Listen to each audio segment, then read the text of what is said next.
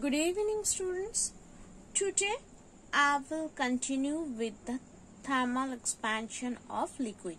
So in the previous videos I have already discussed what is thermal expansion and later on what is linear expansion, coefficient of linear expansion, later on superficial expansion and coefficient of superficial expansion, and later at last I have discussed about the volume expansion and the coefficient of volume expansion. I have also discussed the relation between that three coefficients, that is the relation between alpha, beta and gamma. Right, so basically for the recapitulation, it is basically alpha equals to beta by 2 equals to gamma by 3, where alpha is the coefficient of the linear expansion, beta is the coefficient of superficial expansion, and gamma is the coefficient of the thermal expansion. So these three expansions is strictly for the solids only, right? So if we want to discuss about the liquid now, so for the liquid part, we have two types of expansion.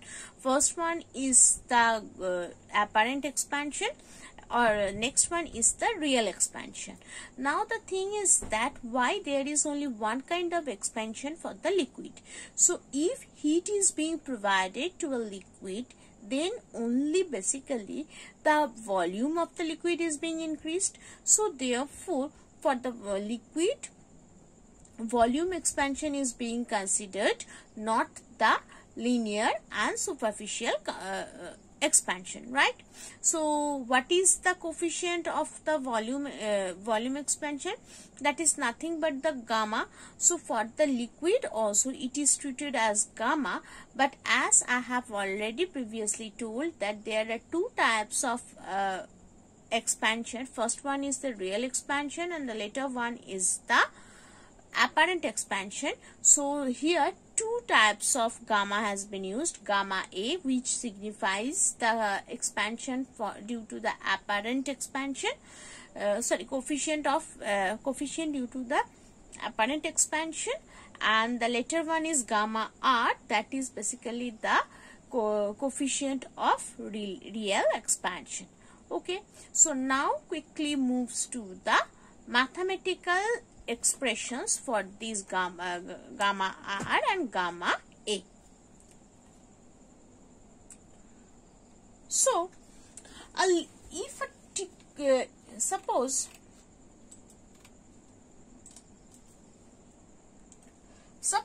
in a vessel a liquid has been taken, right? So when this liquid is being heated, then the vessel also heated. As the vessels also heated, so the volume of the vessel also increases on heating. So increase in volume of the liquid is more than the increase in volume of the vessel. On observation, the increase in volume of liquid appears to be less than the actual increase in volume. So therefore, actual increase in volume of the liquid is called the real cubical expansion or real volume expansion of liquid, and the observed increase in volume of the liquid is called the apparent cubical expansion of liquid. So therefore if I jot down this or if I write this,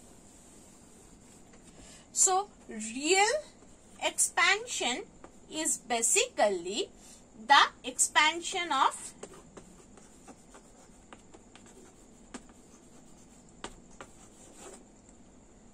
vessel,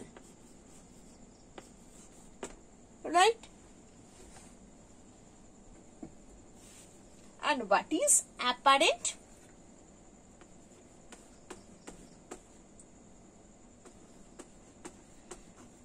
Apparent is basically excluding the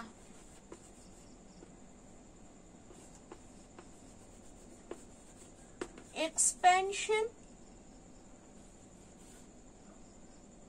of vessel. So this real is basically defined as gamma R and this apparent is defined as gamma A, right?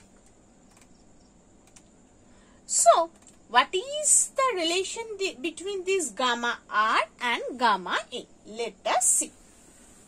So, let us, the glass vessel and the liquid in it have the volume V0 at 0 degree Celsius, right?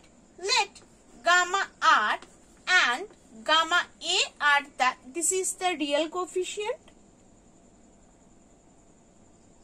and this is the apparent coefficient, right? So, and if we are considering gamma G, what is this gamma G? Gamma G is the cubical coefficient of the, gamma G is basically the cubical coefficient of the glass, okay? So, therefore, if the vessel and the liquid be heated at T degree Celsius, then the real cubical expansion goes on.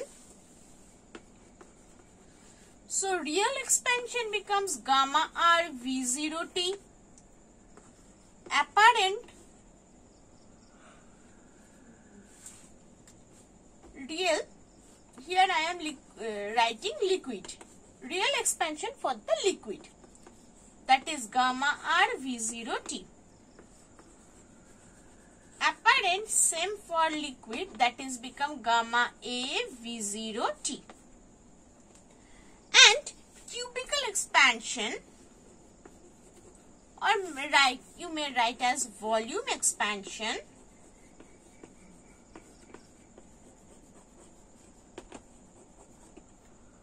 of vessel,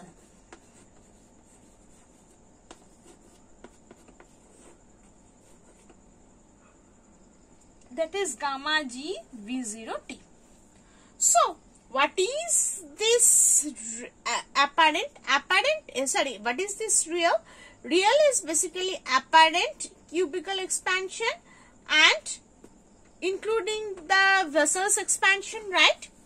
So, you can write gamma R V0T is equals to gamma A plus gamma G into V0T, taking V0T as constant. V0T cancel out. So, therefore, the relation becomes gamma R equals to gamma A plus gamma G. So, this is the relationship between gamma R and gamma A, that is real expansion and apparent expansion. Hopefully, it is clear to all. In the next video, I will discuss the expansion of the gas. Thank you.